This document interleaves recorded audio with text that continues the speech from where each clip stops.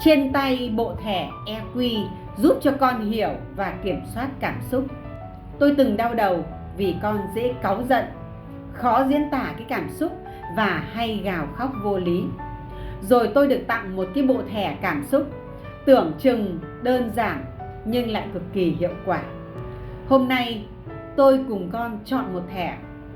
Hôm nay con thấy thế nào? Vì sao? Con muốn cái gì?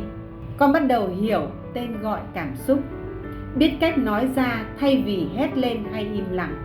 Tôi không cần phải đoán. Con chủ động chia sẻ: mẹ ơi, hôm nay con thấy rất là bực vì ...